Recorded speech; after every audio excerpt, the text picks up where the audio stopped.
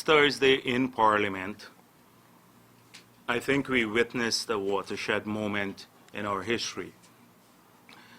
The government of Guyana abandoned all pretense on accountability and transparency and resorted to what is commonly characteristic of this government, bluster.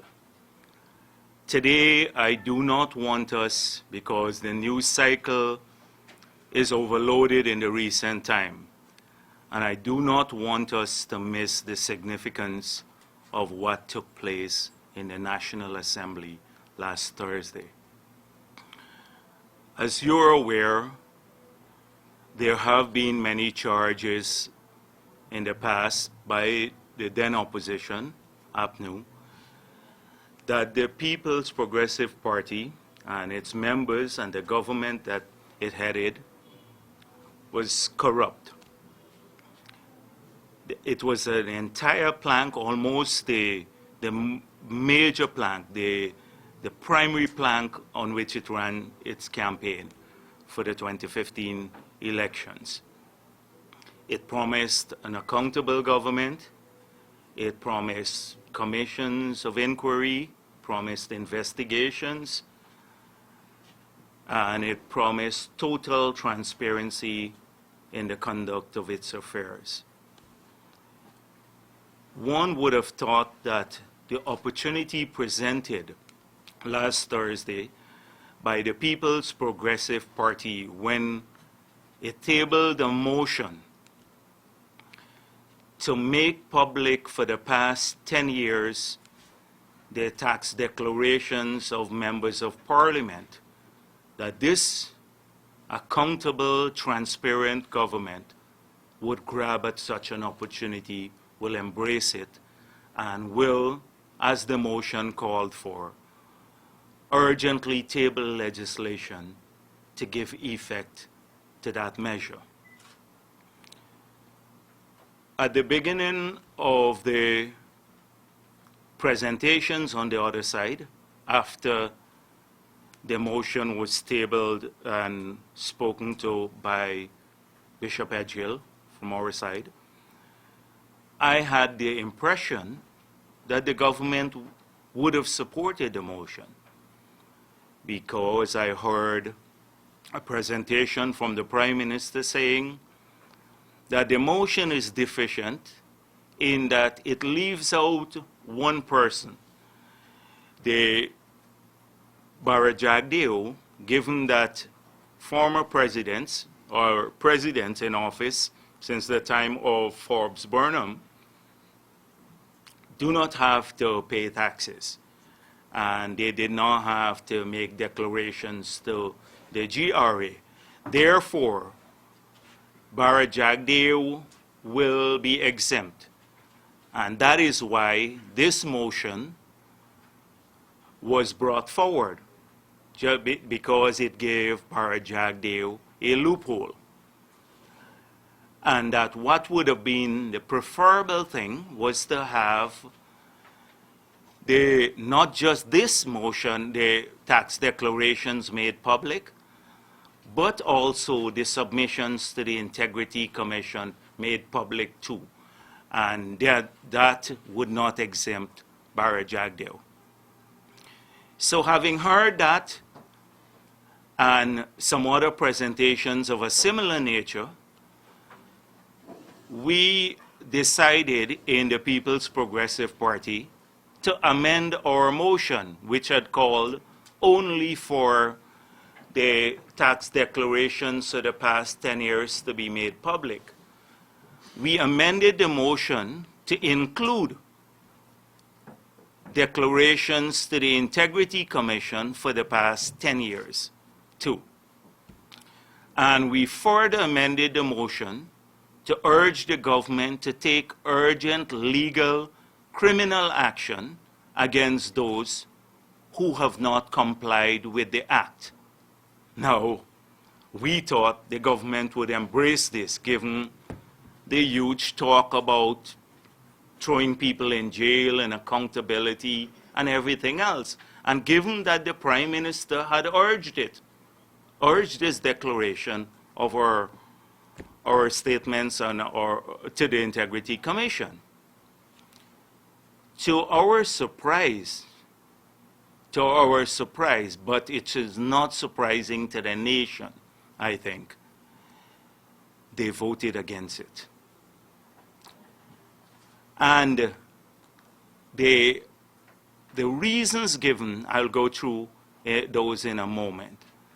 The reasons given can only be described as laughable.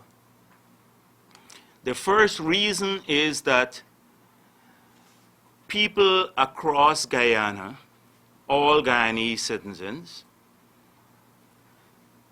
are liable to pay taxes only for the past 7 years. So beyond 7 years, the GRA does not have the enforcement capability to go after you. That was reason one. Now, how could this had nothing to do with what we were calling for?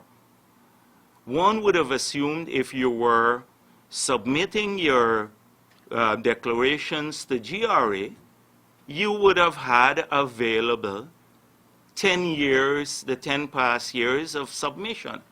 All that we were asking is that the law be amended to have MPs place themselves to demand of themselves a higher standard, so that they, not all the citizens of Guyana, but they will comply with the new law which says members of parliament will make public their declaration. This happens in many other countries in the world, especially for those who aspire to office and who hold critical position. And you would agree with me that the legislators of this country, they are an important group of people, and they should hold themselves to a higher standard, but they have not. So that was the first reason given.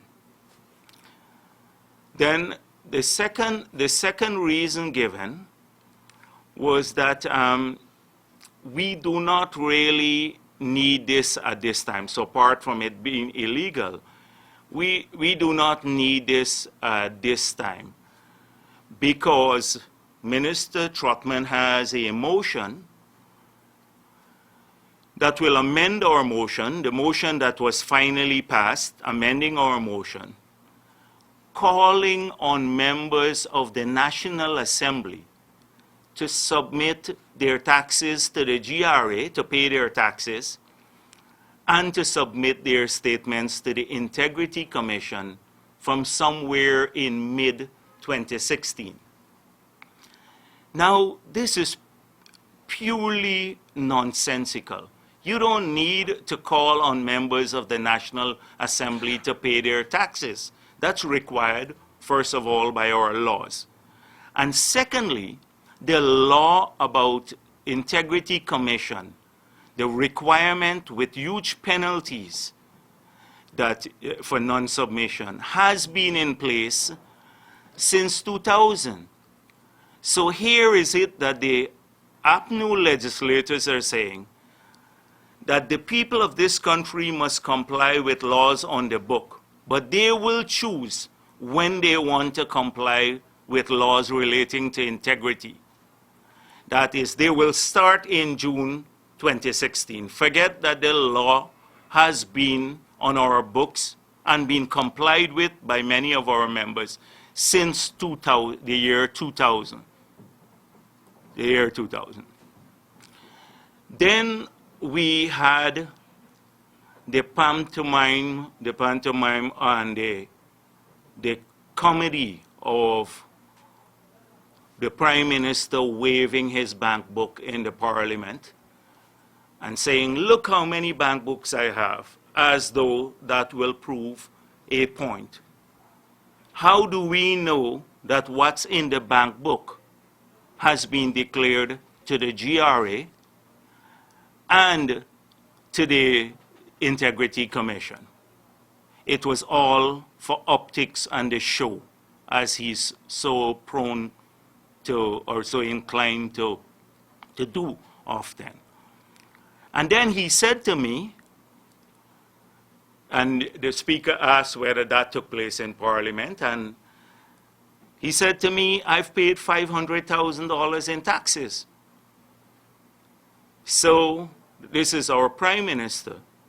And the reason why this is so important, and I'm repeating it today, is because when they took the 50% salary increase for themselves, one of the primary arguments, in fact, the main argument made by the President of Guyana at that time, is that these people who are now in the cabinet were accustomed to large salaries in the past, and therefore they had to give this big increase to maintain their lifestyles. That was the implication, that they had to give them because they are moving from private sector now to the public sector, and they wanted good people. Now, if you pay 500,000 Guyana dollars per year in taxes, our tax is about 30%. So you're earning just over $1.5 million a year. That is what Nagamutu implied when he said to me he paid $500,000 in taxes, that he was earning just over $1.5 million per year. I know differently because in some years in the Berbice Bridge, he had, I think, $6 million earnings for the work he did there. And the arbitration at GNIC, I think another $6 or $7 million for the work there. I'm not sure. But effectively, he's saying, if you take 1.5 or 6 million and divide it by 12, that he was working for $130,000 a month before he got into the prime ministership. That salary has moved from $130,000 a month to $1.7 million per month. Effectively 13 times more than he declared to the GRA. 13 times more. When you look at the other benefits, and I quickly looked at, conservatively put it, at just over 3 million, because even the staff alone, their salaries would be probably over 2 million, the people who attend to him. And if you look at the combined cost of carrying him, that's over another 27 times the declaration to the GRA. So over 27 times in terms of benefits, and over 13 times in terms of salary. The Prime Minister today enjoys over 40 times more than he declared to the GRA as his annual income in the past. 40 times more. And he likes to go on about pension. That's why I mentioned to the Speaker, I said, he always says about Jagdeo's pension. Apart from the fact that that pension is 7/8 of the salary of the president. So when the president's salary goes up, that pension moves up too. But that pension, the same principle was used to calculate Otto Chung's pension, Janet Jagan's pension, Desmond Hoyt's pension, and the same principle is being used to calculate the pension of Samuel Hines and Donald Ramotar, all presidents. It's not a special arrangement. But this is after, if he has such a, and he speaks about obsession, he has such an obsession about the pension. Well, the Prime Minister, if he were to retire tomorrow on $1.7 million in gross salary per month, he will get 7/8 of that as his pension. Probably even bigger than mine. probably even bigger than mine.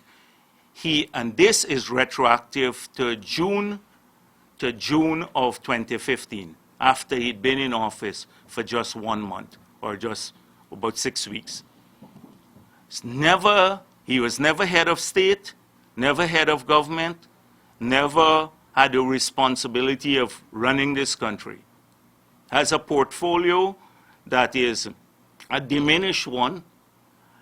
He has a desk at the office of the president, and his pension, when he retires, will be bigger than mine, Nagamutu. And we talk about pension. But this is the typical thing. So let's come back to the motion.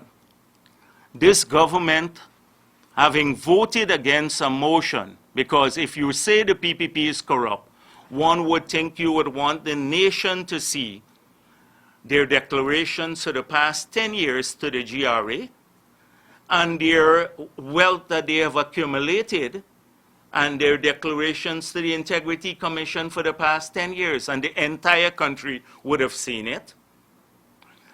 And that's one. So then if there was anything there, the nation could have judged the People's Progressive Party. The nation could have judged it. But I guess they do not want that because many of them want a new baseline to be established. They want to say when they must start complying with these acts.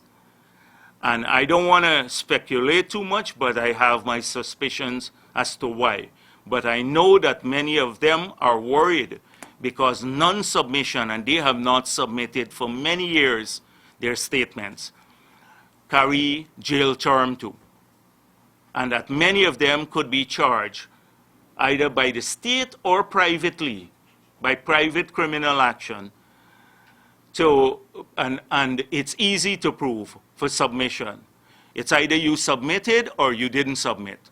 And many of them have not complied with the act for 10 years, the law. And that has a jail term. So when we talk about who should go to jail, maybe we should start looking a little bit broader now. But they have lost every moral authority as of that day to ever talk about corruption in the PPP again. They've lost all the moral authority, the high ground that they had, this image of being the promoters of transparency and accountability. So that's one. The second thing that has been extremely worrying to me over the past few days has been this whole saga of the Commissioner General of GRA and his firing. We heard that he was sent on leave to effect a probe. Then we saw the chairman of the board saying that there were some reasons why they should fire him. And then we saw a response from the Commissioner General. Now, this Commissioner General has been there for many years. As far as I'm aware, he has discharged his responsibilities in a professional manner.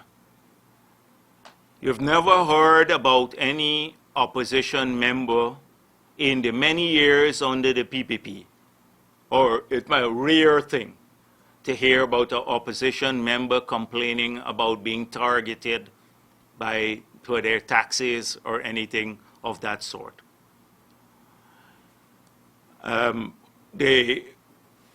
So the discharge, in my view, of his responsibilities have been very professional. We have heard the Commissioner General say in his statement that one, I was asked to rehire people who are corrupt or who have been fired for corruption.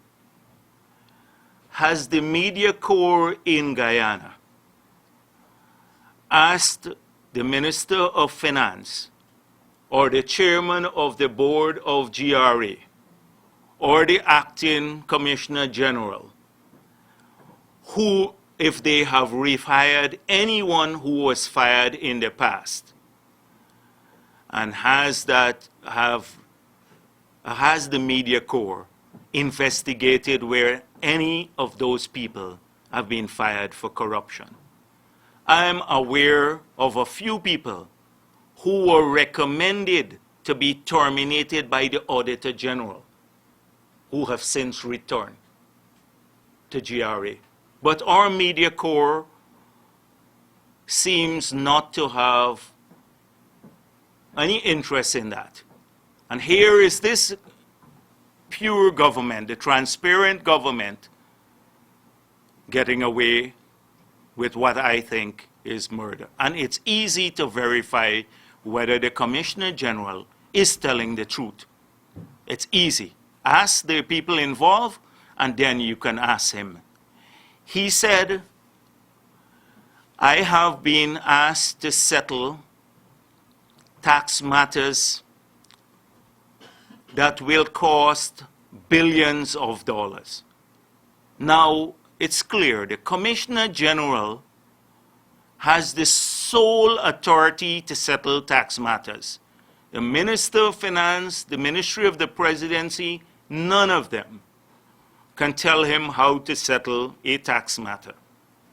Yet here is the Commissioner saying, I have been prevailed upon, I've been urged to settle tax matters, and I have the list of people that where I was asked about this, to settle their matters. Have we followed up on this? Is the media not interested in potential billions of dollars of revenue lost? For what reason? Isn't this interference? Isn't this contrary to good governance, interference in the tax authorities of our country? He has spoken about the photocopying of files and said, I have details of this, including the files of a minister. I've been asked to promote people who are not qualified. He is not compliant. I think these things, when there are these charges by a technical officer, a professional person, not by the politician, not by the minister, because they have a political motive, then not just the media corps, but the international community must have a look into this matter. And I do hope that this happens, because this is ominous for the future of Guyana. It's an ominous thing if the tax authorities of our country can't manage in a professional manner. That is something that is extremely worrying. And I do hope, too, that the international community, including those who have solicited to help to draft laws, the World Bank, because we plan to talk to them soon, the World Bank and the UNDP, would see the track record of this government as it relates to transparency when they examined the vote in the parliament last Thursday, and that they will not be part of a witch hunt against the PPP. Those are two things that I wanted to talk about. I also wanted to talk about sugar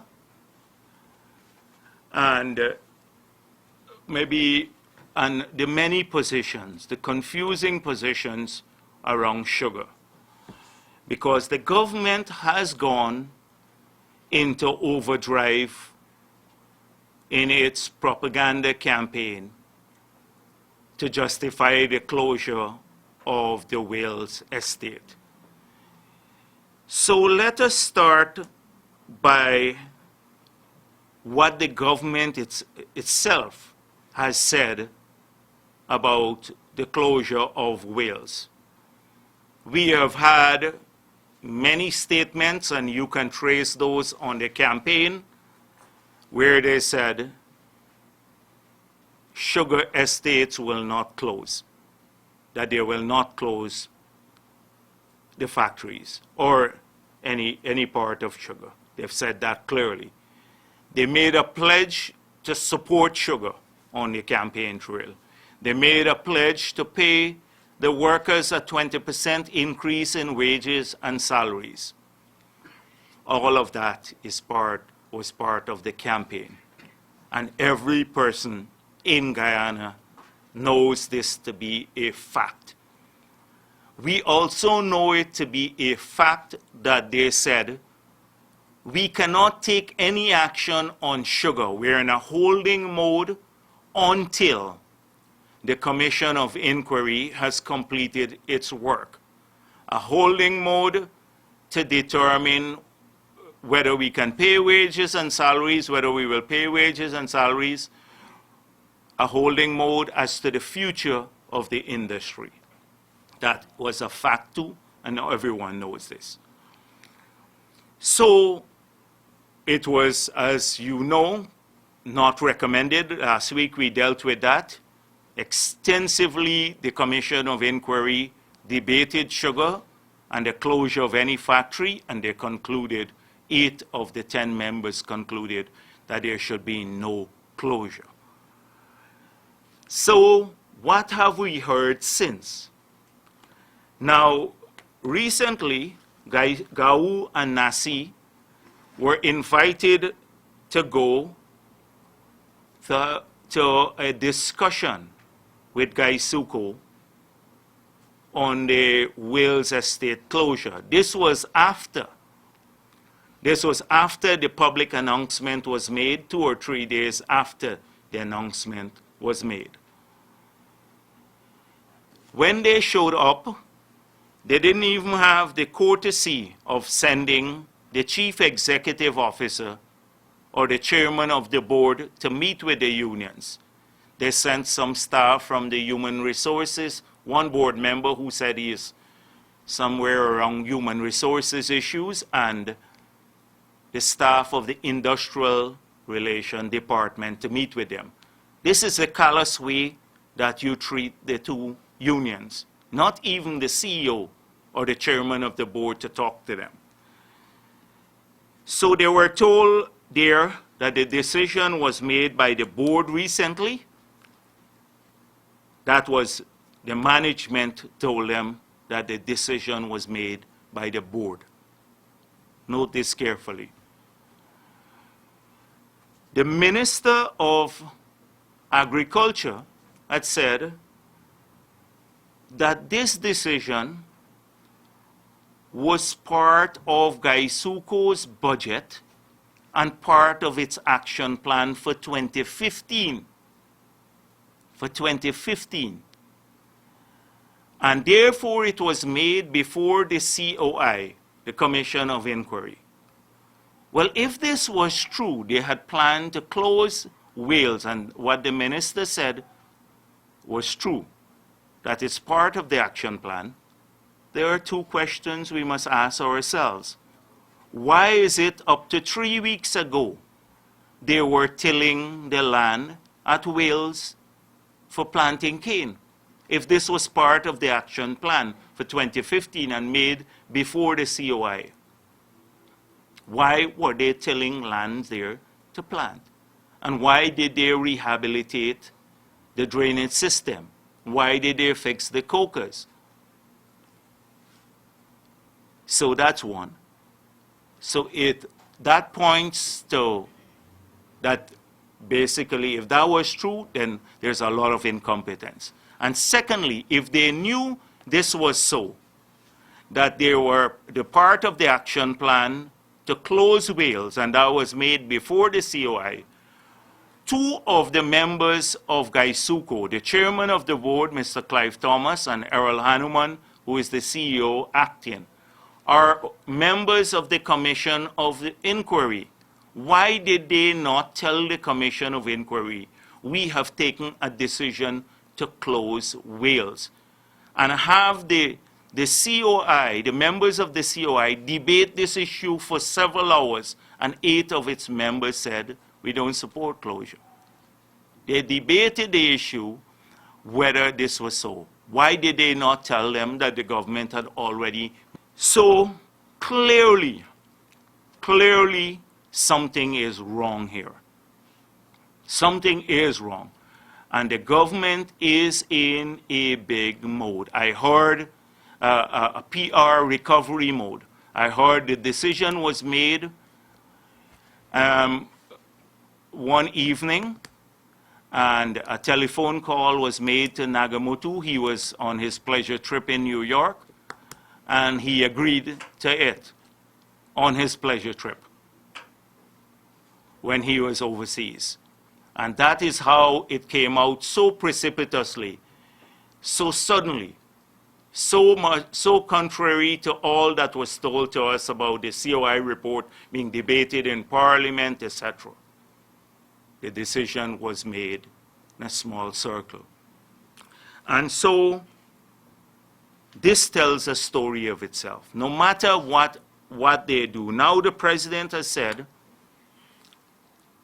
the recommendations of the COI is not cast in, is not gospel. Then why did you have a COI in the first place? And why did you tell us you're waiting the COI to decide what to do? Why did you waste $70-odd million of our money, the taxpayers' money, to do the commission of inquiry? And should we even pay any attention to anything else in the COI?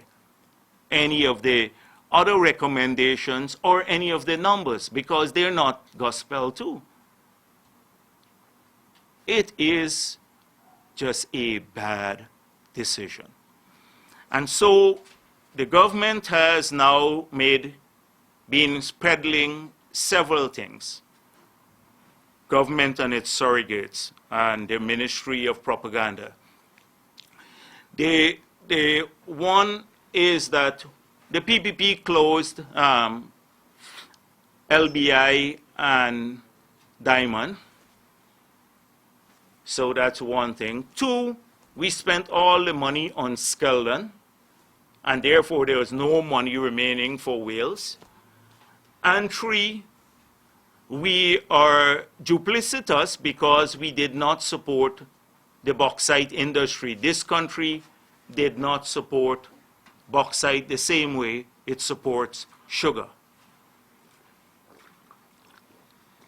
So let us examine those 3 issues. What took place at Diamond? First of all, the Diamond factory was closed in 1985.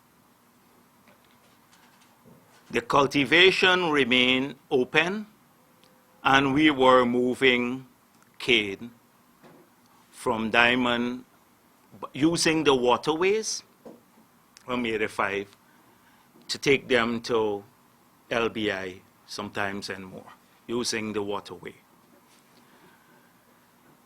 By 2010, we had also Houston Estate on the East Bank producing and employing people.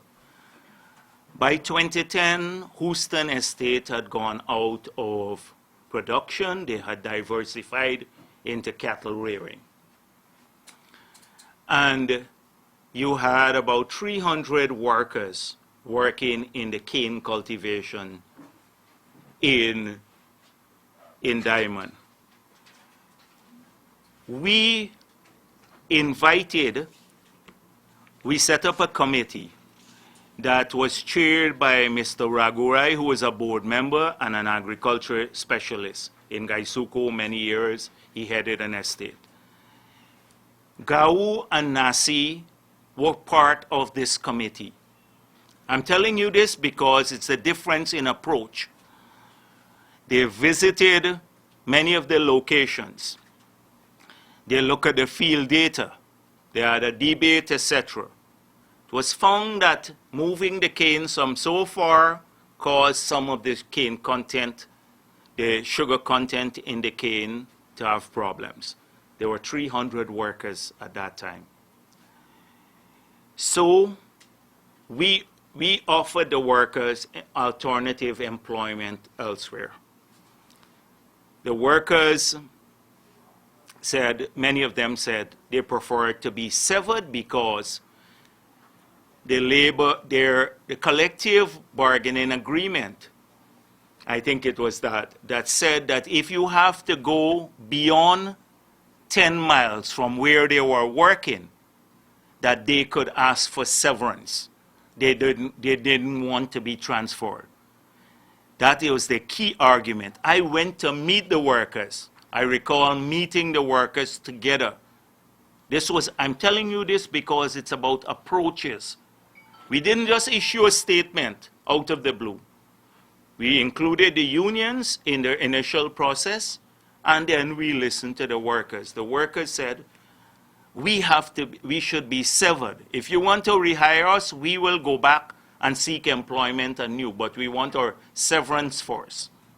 Because if we go there and we lose our jobs, then we will not get the severance. So we had a huge meeting several times, and the workers, using that principle, said, beyond 10 miles, we don't have to move. And we then severed the workers. Gaisuco did not have the money, so the government gave them the $385 million for that, the 300 workers. Many of those workers then were rehired at Wales and LBI, but now starting afresh because they had received their money already. What did we do? In the meantime, the community along the East Bank, our plan was to diversify and expand employment opportunities on the East Bank. Housing schemes, banks, factories, a whole range of things. If you go to Diamond today or the East Bank, you will see the alternatives that we provided in those communities. We have generated thousands more jobs. Not the 300 jobs, and these were not lost because the people went to different estates, some of them were rehired, etc. But the alternative to the community there was massive expansion and development along the East Bank corridor. So that is vital too, because you will see that this government is not offering any alternative to people over there. So that is what happened in relation to LBI, to Diamond. Now, LBI, we started off with an engagement. First of all, LBI was running at half capacity. I think it was 85 weeks of 156 grinding weeks they had per year, both of them, LBI and Enmore, the two factories. So they were both at half capacity. We expanded the land cultivation in Enmore, so more canes were grown at Enmore, expanded the fields there. And secondly, the packaging plant was opened or under construction at Enmore. So we needed more sugar to go into the packaging plant. The two factories were running at half capacity. And so there were about 250 factory workers in LBI at that time. We decided the canes were always moving because they're contiguous estates and they're minimal amount of private cane, unlike Kurt Canal, minimal amount of private cane, contiguous estates. So what happened is the fields were left open at LBI because they're contiguous. We expanded. And we said the factory we should close the factory.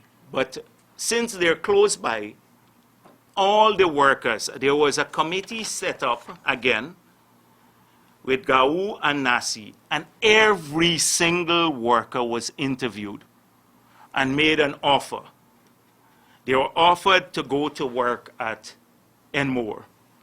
They then, many of them, took up the offer to go and work at Enmore. Those who did not remained at LBI because they expanded the workshop there. And so I think 4 jobs were lost.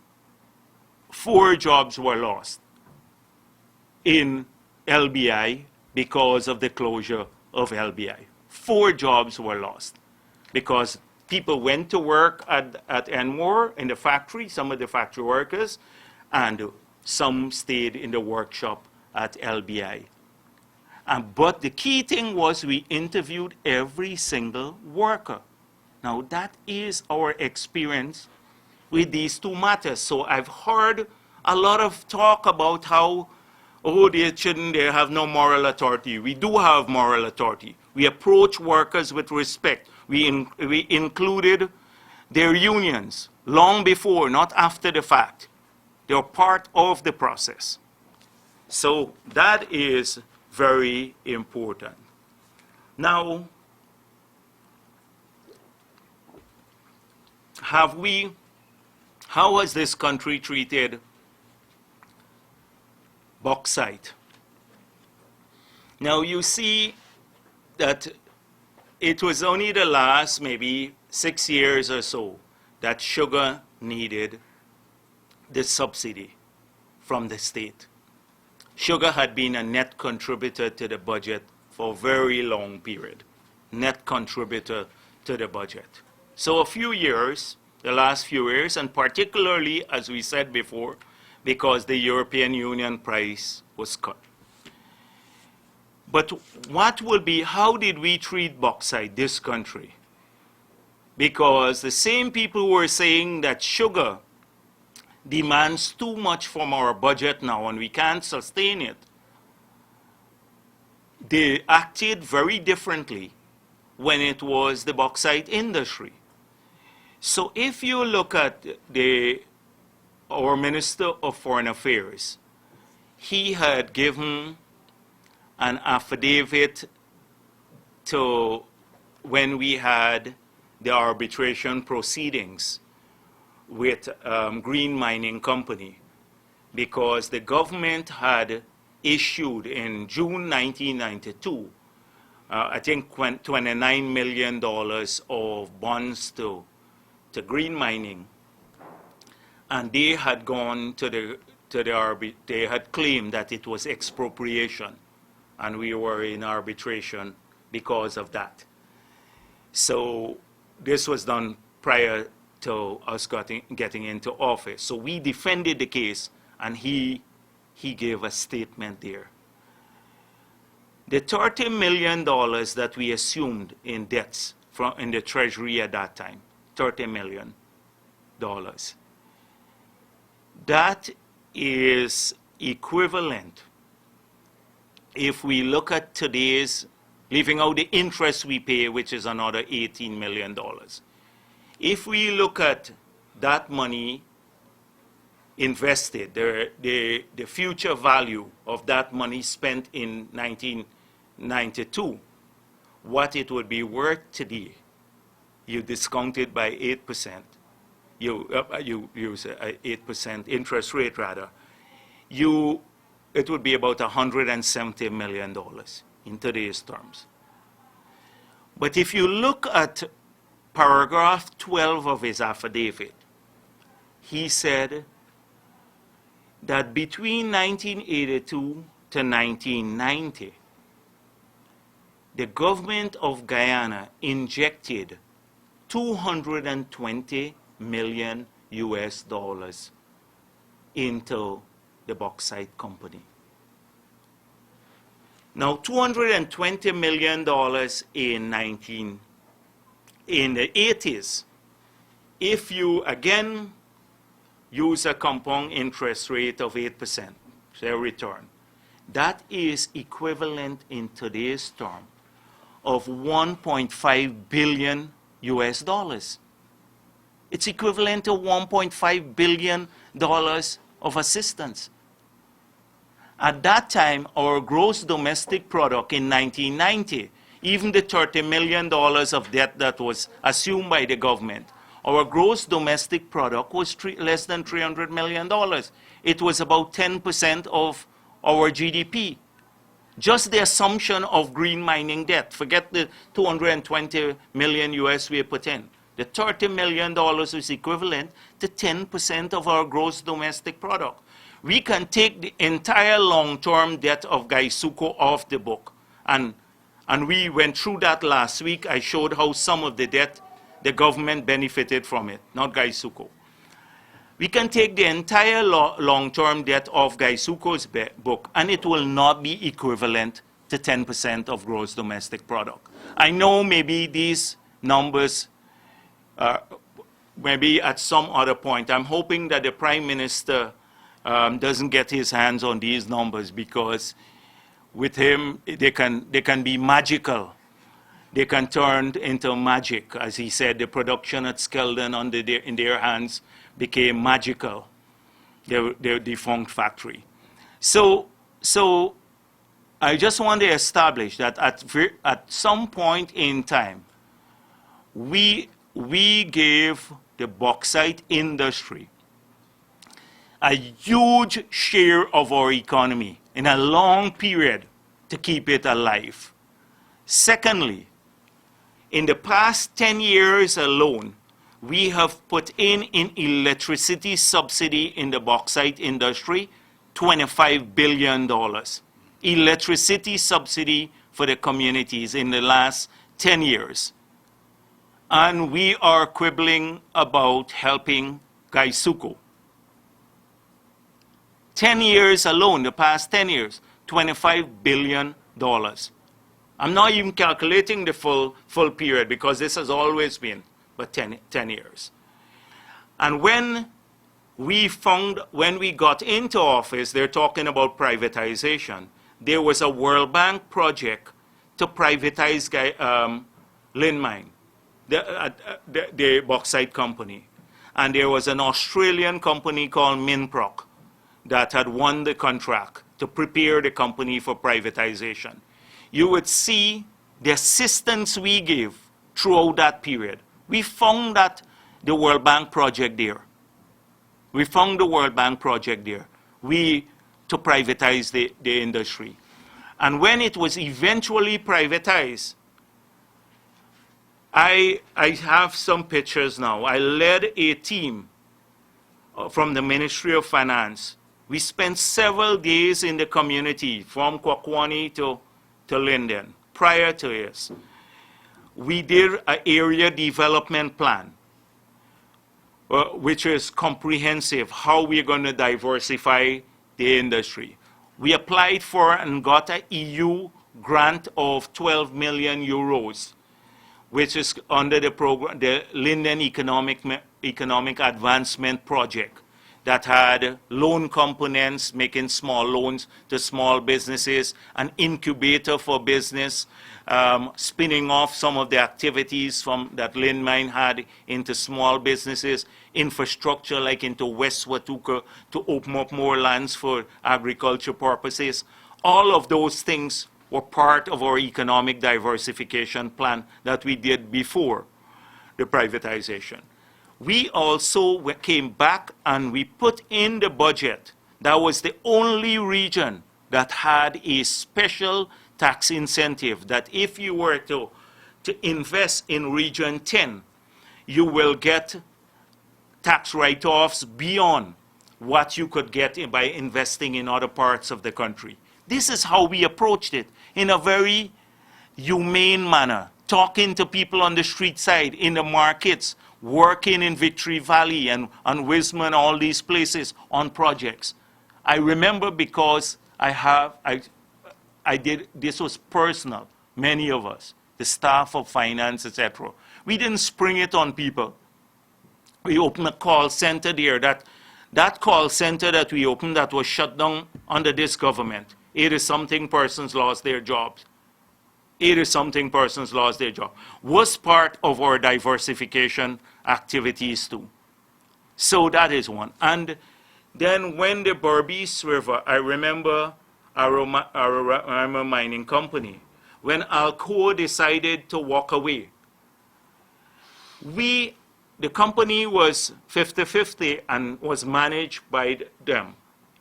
We took back the company. The government didn't shut it down. We said too many people's lives depend on this. So we brought what was essentially a company off our books.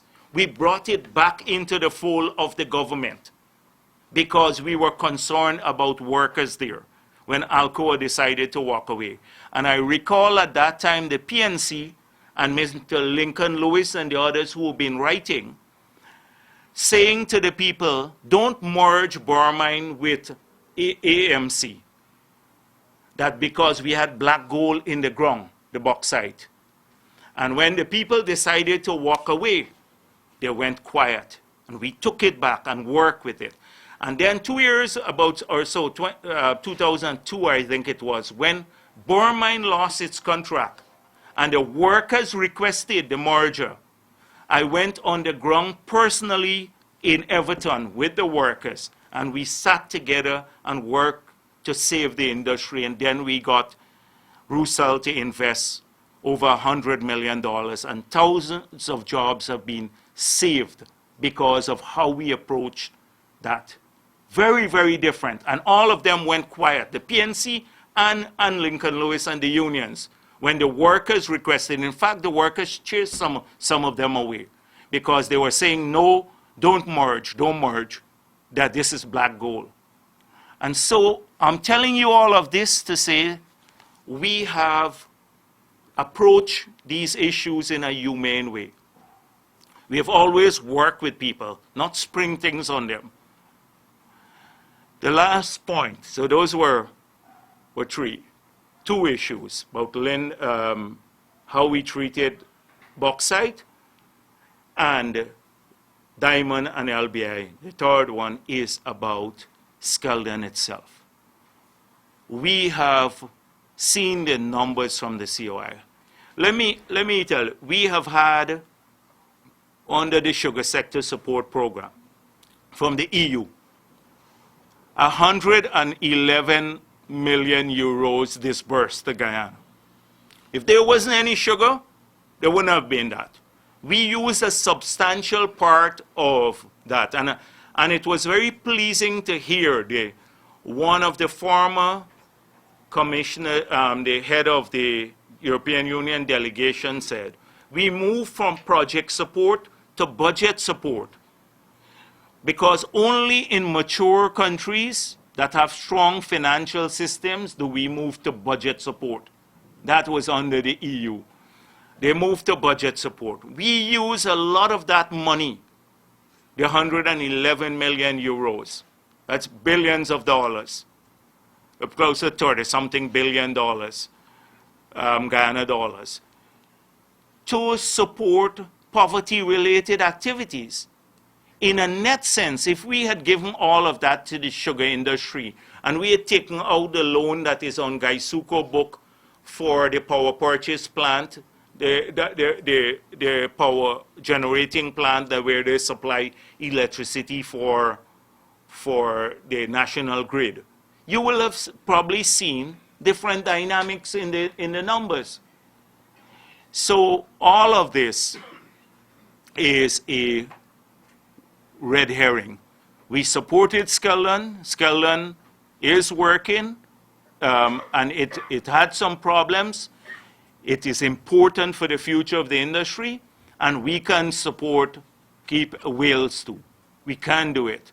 And it will be a fraction of the cost that we have spent in other parts of in the bauxite industry and many other sectors, and that we continue to spend in the bauxite industry, in the mining communities, a small fraction of it.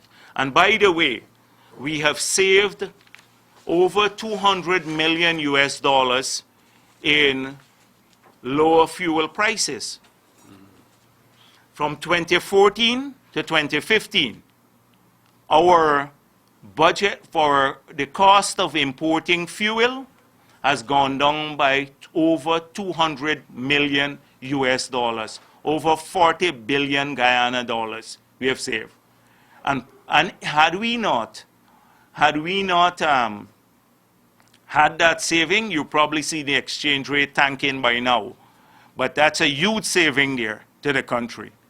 200 million US dollars this country has saved because of lower fuel costs. So we believe that you can support these activities, you can support the keeping whales open, particularly in a period when there's little employment, low economic activities, and it's not taking place because of what's happening in the global economic environment, but because of economic incompetence. There's been no study to look at diversification of activities in Wales. In fact, when they told when Gao and Nasi went to see Gaisuko, they were told, we plan to rehire some workers. They asked how many. We don't know as yet. Then they said they plan to do some diversification. They asked what? They don't know as yet. Who will do it, Gaisuko or private people? They don't know. So they're toying with the lives of people in West Demerara, the cane farmers, the sugar workers, the communities around Wales. They're toying with the lives of people there. I know it's hot in here, and so I don't want to maybe go on too much more because there are a few things that I wanted to talk. I wanted to talk about budget, but maybe I can end there and let you ask the questions, and maybe then I can come back a bit to the budget. Thank you. Thank you very much. We now take your questions. Mr. Regarding the Prime Minister's taxes, and it suggests that he is at fault, according to your arithmetic. But, no, I didn't say he's at fault. well, Yeah. but you suggest that when you say that, you actually suggest he's paying less taxes than he should. No. Anyhow, go on. Yeah, go ask the question. But I did. That was not what I did. You did not. You said with certainty that other members of Parliament are at fault in the same manner.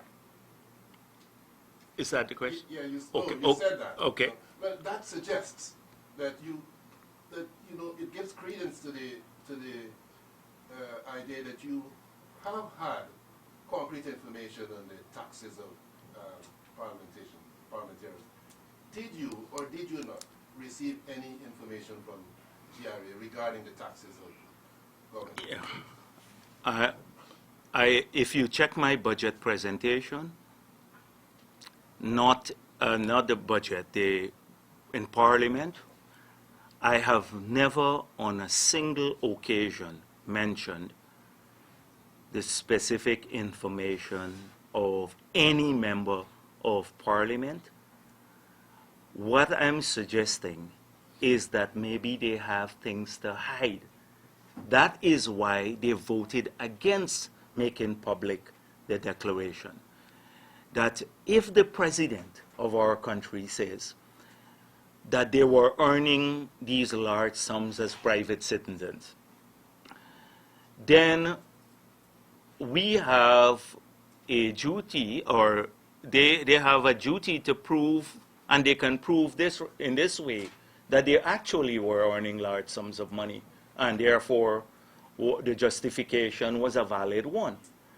So that is what I said. The only one that I mentioned, specific, is the Prime Minister. And he told me that. That's why I said to the Speaker, Mr. Speaker, he just mentioned to me.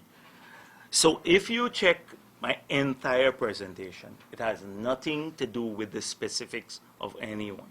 Now, I do know, on the other hand, that to the Integrity Commission, that there have been many non-submissions, because as president, the Integrity Commission, they have the law says that they should give you a report about non-submissions, not details of people's submission, but who has submitted and who has not. So I do know that there have been many non-submissions contrary to the law. This is why twice we have gone to Parliament with motions urging members of Parliament in the past to make their submissions.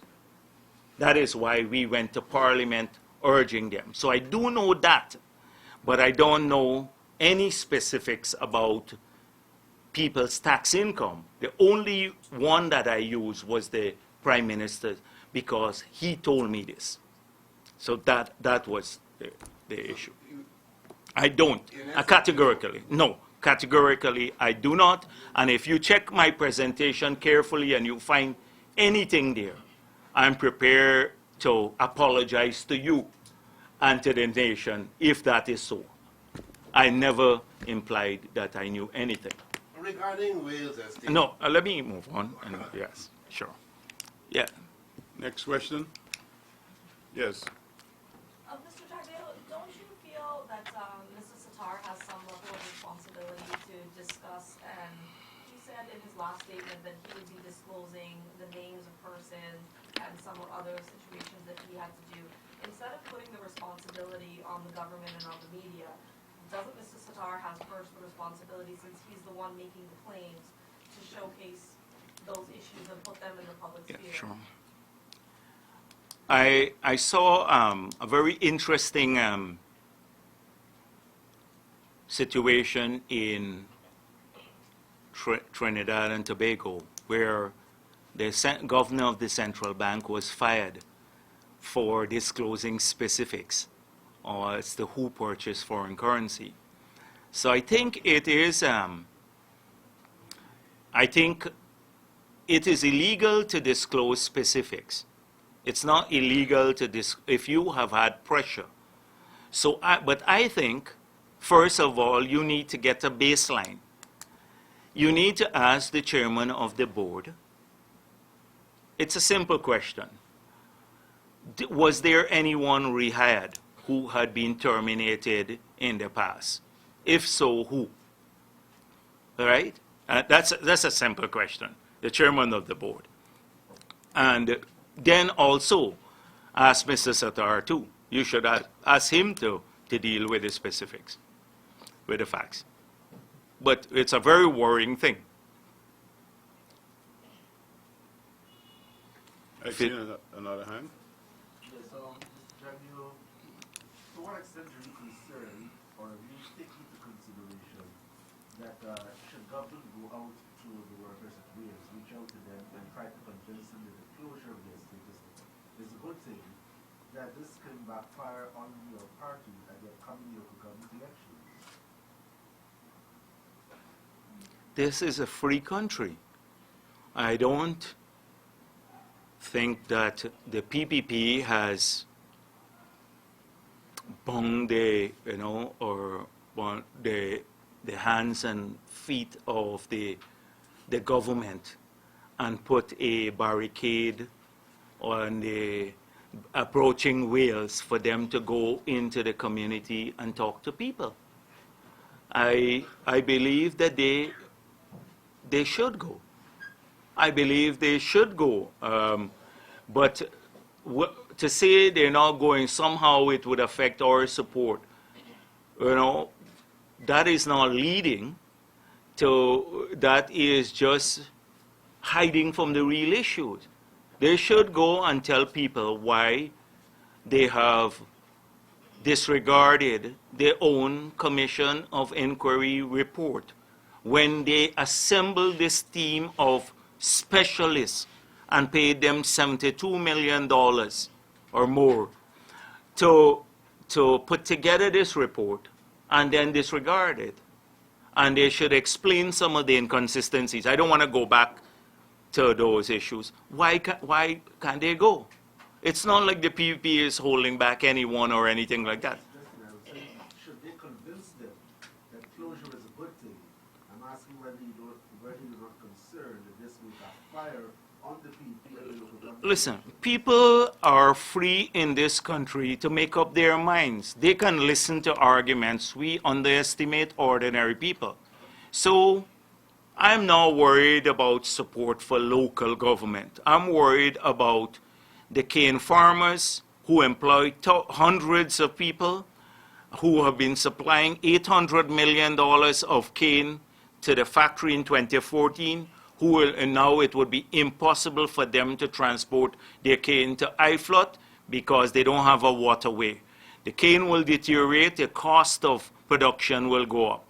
Secondly, I'm worried about the 1,700 odd persons who are working in Wales, because when GAU asked them, how many people would be rehired, etc., they don't have specifics. I'm worried about the loss of income, $1.8 billion of income that these workers earn directly at Wales, leaving out the cane farmers, the impact on the community. I'm worried about the school children and the people who sell in the markets there, and those who have shops in the area, the housewives, etc. These are the entire community. That's what I'm worried about. If they do well, I think PPP can fight its politics not in the gutter all the time. We'll go and convince people that we can do a better job than APNU, but not at the extent of bringing misery to them, to want to cause them further misery. So definitely, if the government can come up with some miraculous or solution to satisfy all of those needs or maintain the community, since Nagamutu likes to work magic, he talked about magic. He thinks this is like PR propaganda. They're people's lives.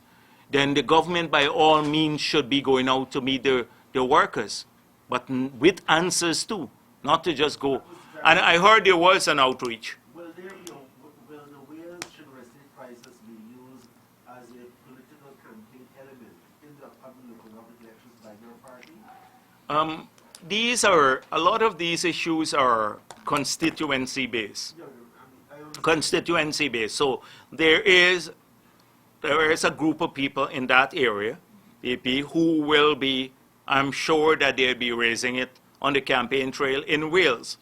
How much relevance it would have for, say, an Essecubo NDC, I'm not sure, but definitely in that area, the concerns of people will be major, and of course the other sugar areas too, because they're watching how the government has treated, Wales.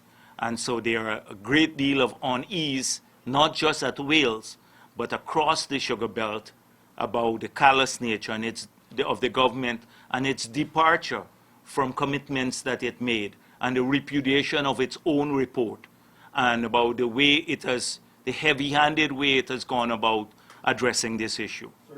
All right, let's take another one before we get followed up, Dennis. Yeah. Yes, sir.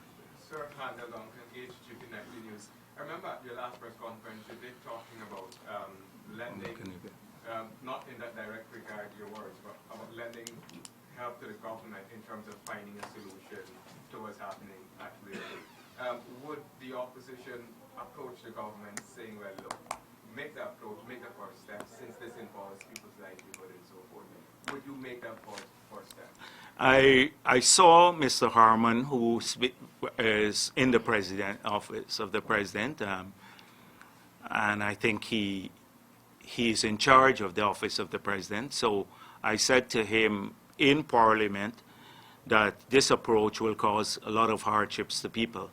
And he said, I saw your statements, and then we should arrange a meeting.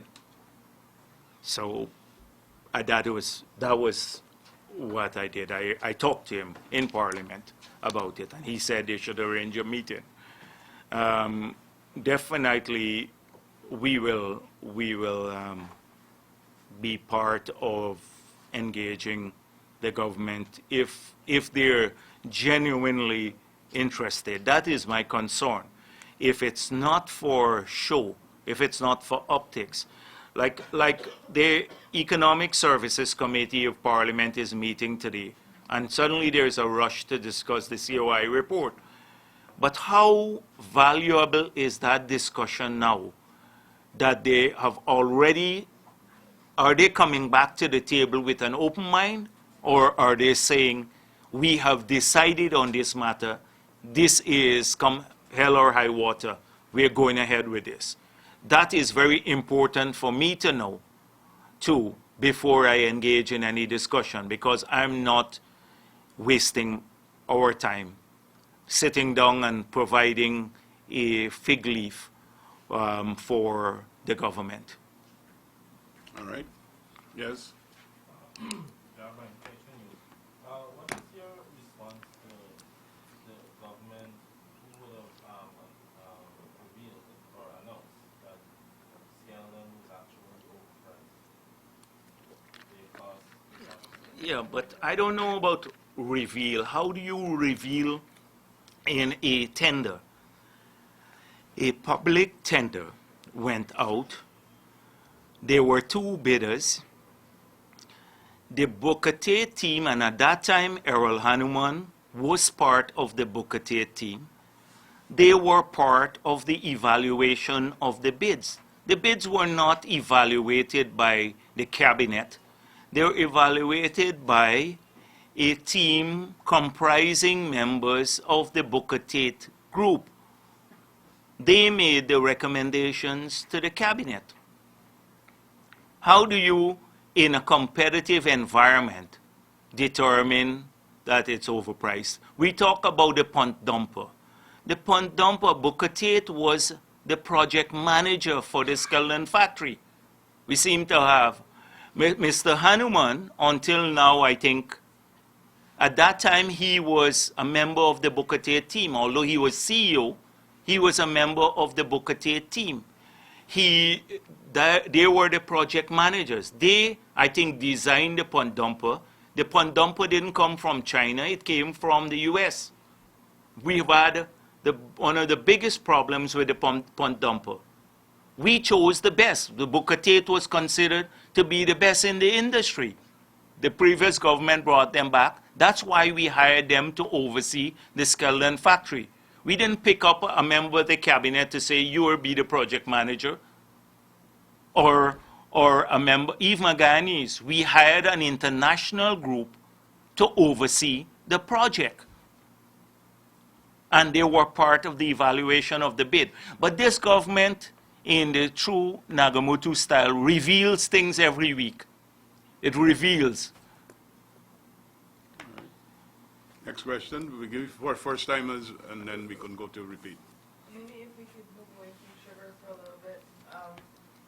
There was a report only yesterday about the elections in Haiti and revelations that the U.S. was involved in some sort of fraud. The U.S. observers that were in Haiti. We're coming up to local government elections, given concerns expressed that the general elections are really all concerned about what we're hearing from Haiti and the U.S.'s involvement there.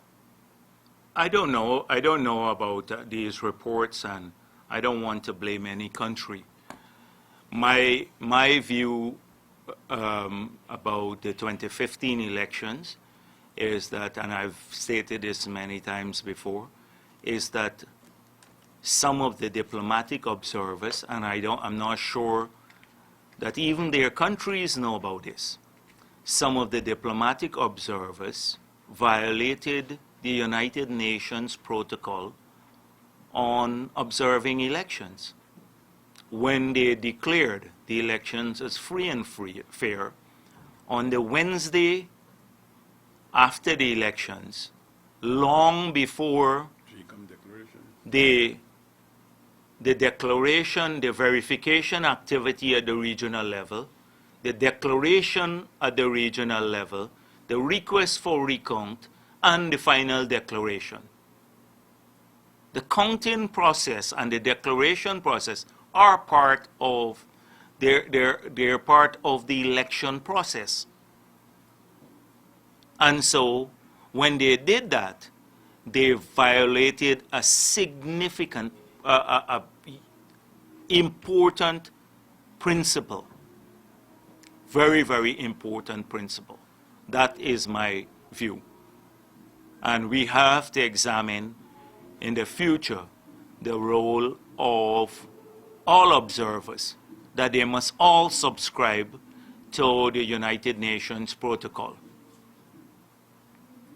And I remember in Sri Lanka, we were told over and over, you're not here to fix things. You're here to pronounce on the results. We saw serious attempts to fix things here. So I don't want to comment about Haiti and that too much because this is now the subject of a court petition. And so we'll deal with that at some point in time. Good. Yes, go ahead. The request that was made by the PVP to the Commissioner of Information for the names of the persons, the entities who have not submitted, any word on where we are with that? Yeah, so we got a response from the Commissioner of Information. He suggested that we seek this information, first of all, from the agencies, write them directly. And then if there is no, we do not get any, the information, the requested information, then we can resort to his office. All right. I want to bring you back, Sugar, actually. I just want to know what your take, I guess, is the level of the PPP's responsibility in relation to whales. And I mean, the strategic plan from 2013 to 2017 was filled with a lot of inaccuracies, so you couldn't actually get a direct idea of what was actually happening based on the figures that just were never going to happen. None of the estates were ever going to be able to produce the level of sugar that was quoted in that strategic plan. So coming off of that, you have these ideas now about transferring the debt into equity for Gaisuko, but why didn't you implement some of these ideas when you had the opportunity? But that is a pure judgment call, because how do you know they could not achieve those levels? Because they weren't getting those figures going in, and then they weren't from 2013. Exactly. It depended heavily on the amount of investment that the government was prepared to make to get up to those numbers. The increase in production from 2013 to 2014 was higher than from 2014 to 2015. I think they had already started an upward trajectory, and a lot of it depended on the capital input, the working capital and the capital input. And this is why we said, if we win the elections, we were prepared to put in the money because we believe that if you get up to those production levels that I believe are realistic, if you get up there, then the unit cost comes down. You start producing with the same amount of workers. You're producing twice as much sugar and with the same fixed cost too.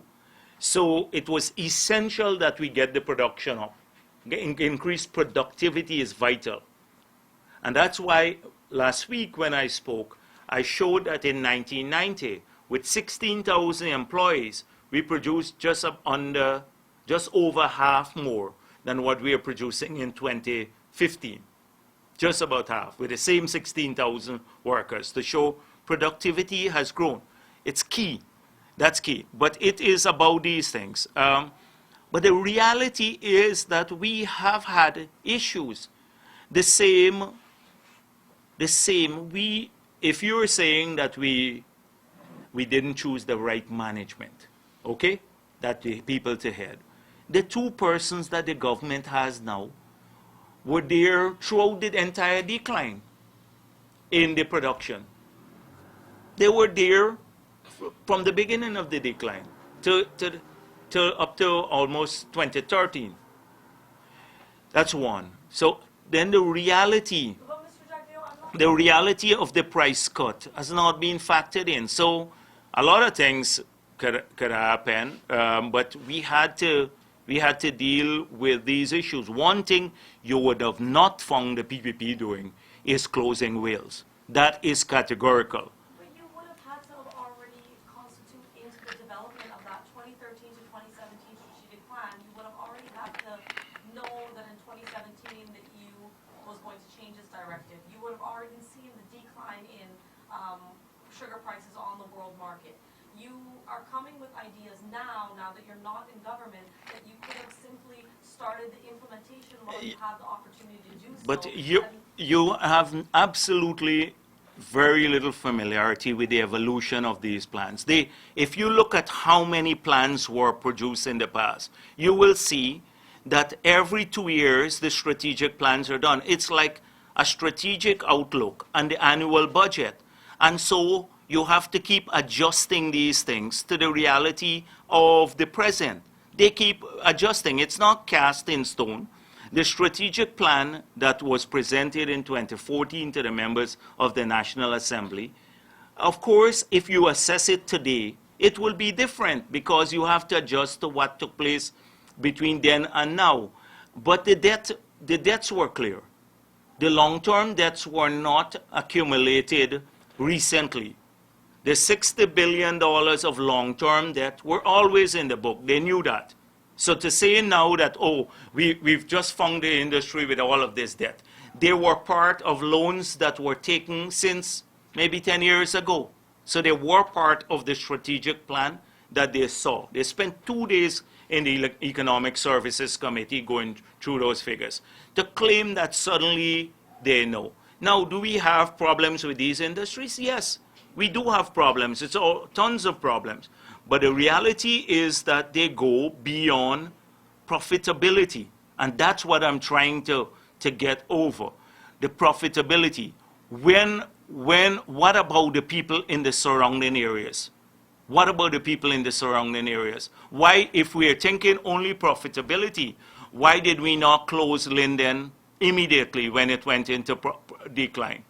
And we inputted 1.5, the equivalent of $1.5 billion US dollars in today's term in that period. Why don't we stop this if we're so concerned about budget expenditure? Why don't we stop community support for these areas? We never did stop them in the PPP. In the last 10 years, PPP has been in office, and we spent $25 billion in supporting that community because it mattered. People matter. And that's one thing that PPP has no apology for making people matter. We're not callous, etc. Even if we had to adjust wheels, it wouldn't have been done this way. Not people hearing it from the airwaves. All right, Did is there, the party lobby, did your members of parliament that are on the Economic Services Committee, did you lobby to have the Economic Services Committee open to the public and open to the media? Because I understand that it's closed. Is it closed? I didn't. Yes. I didn't well, even I realize don't that. know. I thought I'm a member of the committee. We have never lobbied for closing it to the media. we will support. We will support. Open. I'm in favor of Parliament doing its work in the open. If any committees in Parliament are closed, I would support opening up any to the public. I am in favor of opening up all the committees in Parliament to members of the public. We should also, like how C-SPAN does it, we should also stream those.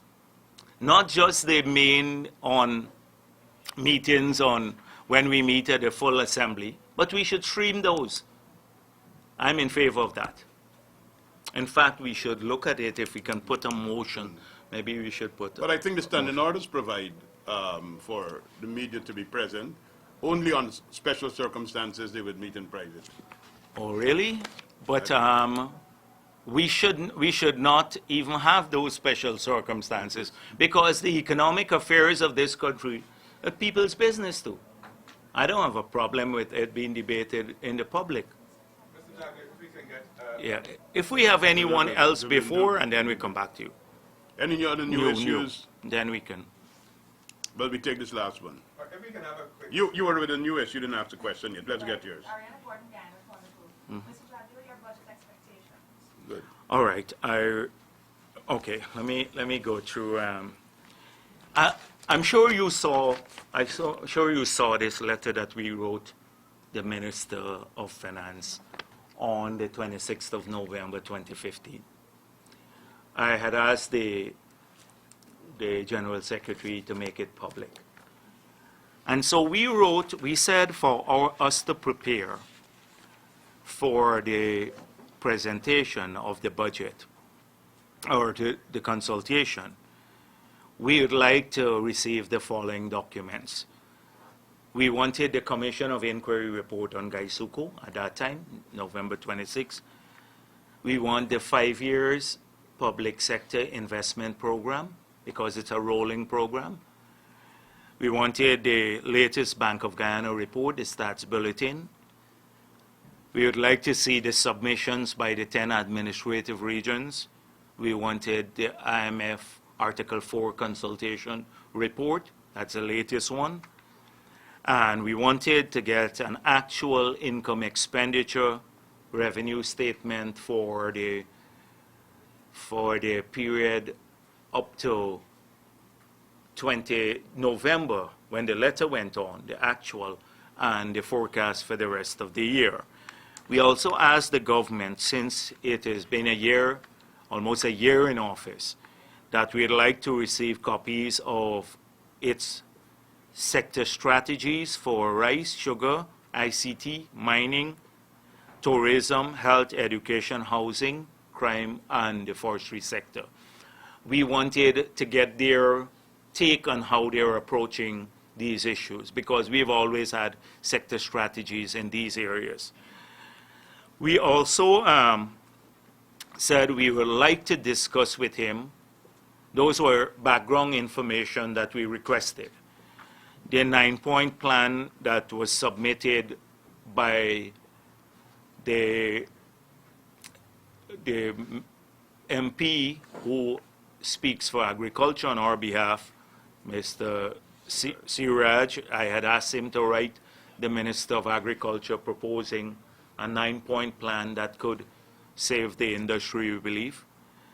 We wanted to discuss the reduction of the corporate tax rate, the Public Procurement Commission, the reduction of VAT that they had promised. We wanted the reinstatement of water and electricity subsidy for old age pensioners, the reinstatement of grant, a substantial increase in old age pension.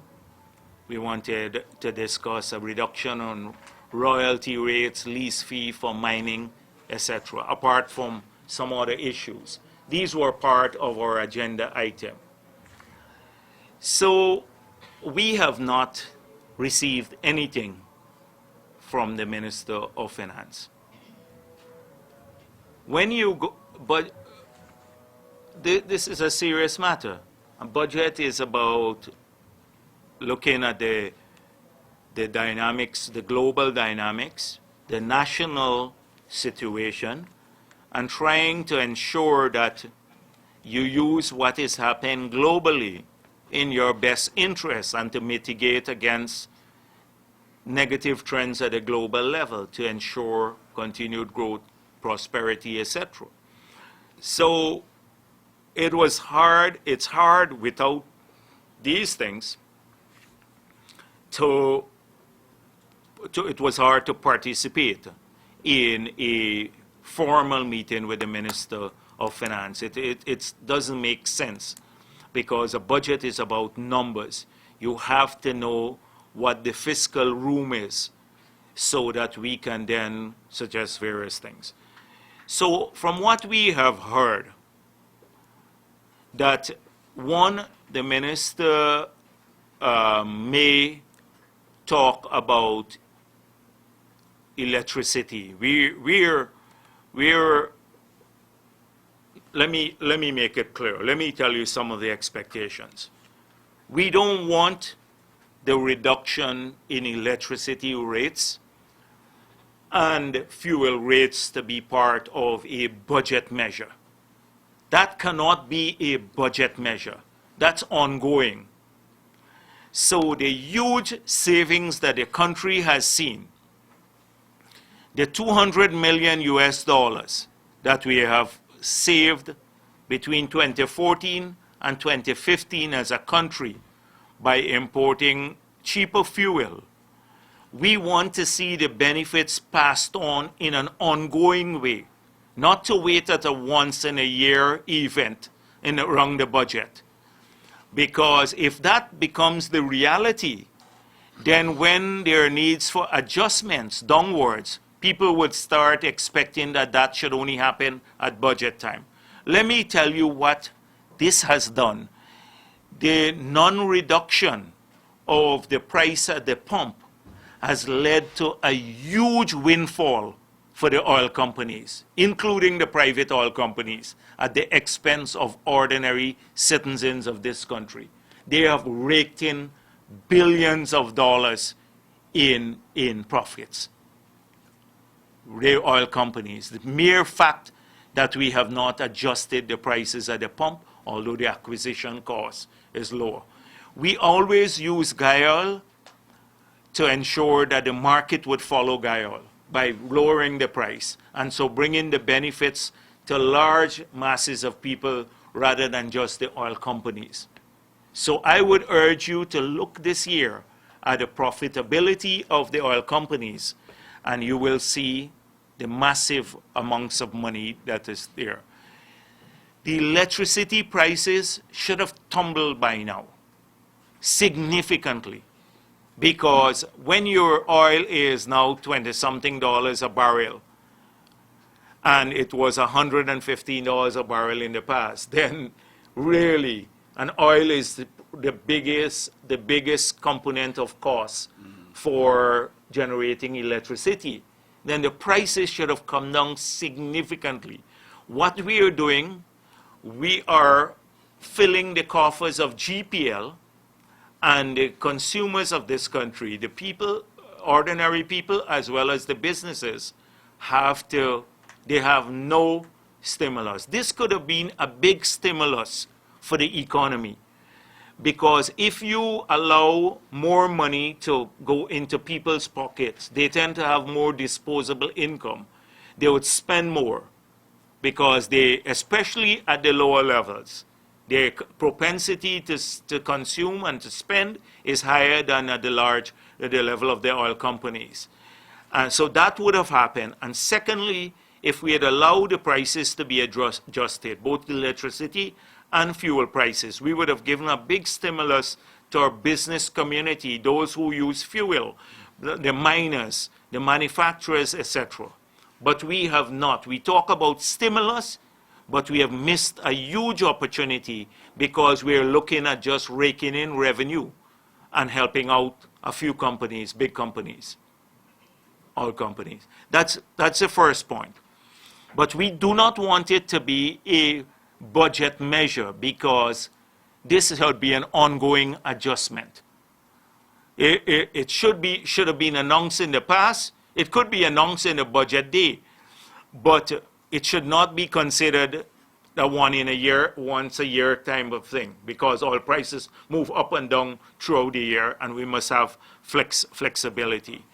We've seen the proposed, I think, reduction in vehicle taxes, and we support any reduction in taxes if that's an election promise. But will it increase the demand for new vehicles? Would there be a switching because of the elasticity, price elasticity? It's yet to be seen. And so could it lead to lower revenue overall because there's no increased demand for new vehicles because of affordability? A poor person still can't, many of them still may not be able to get the acquisition cost of a new vehicle. Forget the taxes, but the cost of acquisition will probably be higher. And so we hope that it would also, if we're thinking about helping ordinary people, that maybe there will be some reduction in taxes on reconditioned vehicle too, so that another class of people could benefit, another ordinary people could benefit. We're hoping strongly that there will be, given what has happened, that there was a one-off 50,000 grant at the end of the year to public servants. That has now become part of their salary base.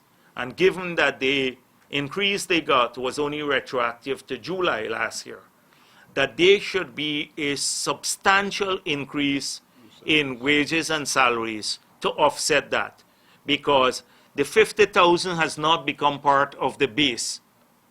They just got it as a grant, and it's now become added to their gross salary. So you have to have a huge salary increase to compensate for that. And the same thing with the pensioners. We've calculated that the pensioners are worse off last year after the budget than they were, because for many of them, not all of them, because many along the coast, etc., the cost of the water subsidy and the electricity subsidy was greater than what they got an increase in their pension. So a pension increase of a minimum, I think, of about 35% will probably get them back to a position, minimum increase, to where they would be comparable to the past, where they wouldn't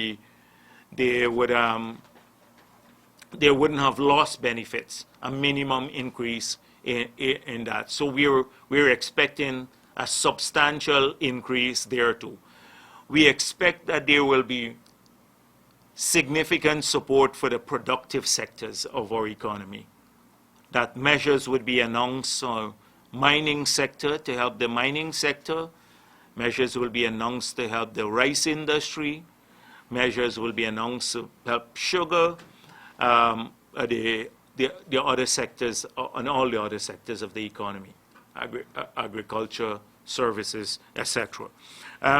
These are some of the things that we hope. The government, we will support the government to reduce the taxes, because that could be another stimulus, and that's what we need in a time of hardship. So any taxes that the government will reduce, we will support them on, but especially the value-added tax, which was part of their campaign. They said they needed a bit more time. They said they would do it early. Well, in the campaign, they said they will do it. Then last year's budget, they said they would needed some time to study it. And now we are hoping that they have made a decision, and we will see the value-added tax coming from 16% down to 12%. This is very important. It's part of their election promise, and so we will support them for this. And then, of course, the reinstatement, even if they don't want to increase the Because We Care cash grant to 20,000 and more. But even if they should put back the 10,000 in the budget, because the few measures, the couple vehicles that are given, and by the way, we're submitting a statement. I think, did I speak about this last week? We're submitting a statement, a question to the Parliament to ask the following things. These donations we see made by private individuals, are they personal donations to the President? Because I see his name on these buses. If they're personal statements, would they form part of personal donations? Would they form part of his declaration to the Integrity Commission? Or are they donations to the government of Guyana? If they're donations to the government of Guyana, will they be recorded in the register, the government register of assets? We would also like to see who have donated what. So the names of the individual, how much they have donated, and whether any of these individuals have any contract or supply the government. Because we want to guard against conflict of interest. Having said all of these, even if we do this voluntary kind of thing with businessmen's goodwill to help people, the children move around freely from school to school, and that's a laudable initiative. It's a laudable initiative.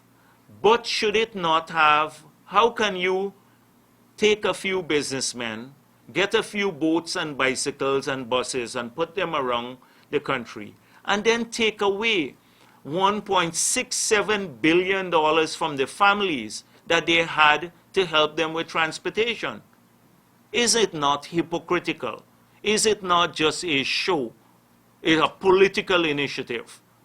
Because here you had an opportunity to, in a more sustained way, put your money where your mouth is. And now all you're replacing a cash grant for transportation for every school child that costs the Treasury $1.6 billion to a few buses and boats that has the president's name on them. That is, we want the restoration of the cash grant, because then we can say that this is a serious matter. There are lots of things more, because the global situation, I've heard excuses being made about what's happening around the globe, lower demand in China, the quantitative easing will end, and therefore it will have an impact on interest rates globally, which could cause problems for emerging market economies, the weak global demand for commodity prices. I've heard all of the reasons. But we had a worse economic crisis in 2008, 2009, the worst since the Great Depression. And Guyana grew through all of that. Guyana grew through all of it at a healthy pace, at a healthy clip. So definitely global factors will have an impact. But it also calls for sensible policies to adjust. And we're looking, let's see if the budget will come up with those.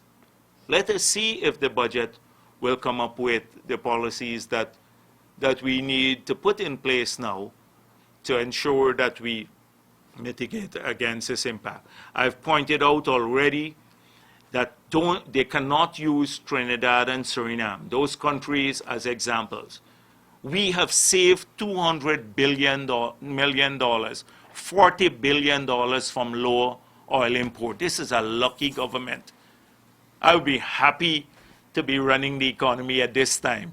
Lucky government, $200 million of windfall. And that should be translated into greater economic activities, more job creation, etc. They're squandering it. All right, last question, then we close. You know, let them go on. Mr. Jagdeo, apart from this windfall that you're referring to, you repeatedly said that the economy is doing so badly. Where will the money come from to pay high wages, higher pensions, without fueling inflation, if you're talking about the economy is doing so badly? Because when a country starts a downward slide, you have to do a number of things to try to check this slide. So this is why what you do, not to make it pro-cyclical, but anti-cyclical, that is to go against the cycle, and if the cycle is downwards. You can do two things. You can increase your spending at a government level if private sector demand is weak. So as I pointed out a couple of times before, the equation for GDP is consumption plus investment plus government spending plus net exports. So government spending goes up to offset lower private consumption. You can do that, or you can lower taxes, so you reduce disposable income. What happens is that you will probably have a larger fiscal deficit in that period. But is that larger fiscal deficit inflationary? Is it inflationary? And this is why the things that we ask for, the forecast, the macro framework, etc., is absent. You don't have that. So that the monitor, and then, so you have to. Now, our inflation rate is low. It could be. It may not be. In this time of depressed demand and falling global prices, there is a downward trend on inflation, because inflation, you can import inflation through higher, fuel prices, but our fuel prices have fallen. Commodity prices have come down too. So there's a downward pressure, inflationary pressure. So I don't think an increase in the fiscal deficit now would result in major inflationary trend, but it could be countercyclical. And that is what we are arguing for. So, but I don't see any debate on this issue. You know, and then you can look at areas of unproductive expenses. Gulsaran said, and I'm hoping that in this year's budget, and many of you will ask him, that $28 billion of our annual budget is stolen from public procurement. So if this is a clean government, you will expect us to save $28 billion, right? So that $28 billion that they've been talking about could go to stimulus. They could do all the things I want and have more. They can reduce VAT, they can pay the public servants the big salary increases, they can pay the old age pensioners, they can restore the grant. You know, only 1.67 billion of the 28 has to go to restoring the school program. Are we not holding these people accountable for what they've been saying? Are we not doing this? We allow them to get away with loose talk all the time. And they run our economy like it's a chicken coop. All right. By the way, I saw Ramjatan launching the Citizen Security Program, gave a huge speech. That the 15 million US program was negotiated under the PPP. It's a PPP program that he Nothing launched. new. No new money. And I hope that the Chronicle and the others will put that too. A PPP program Ramjatan launched. Okay? Thank you very much.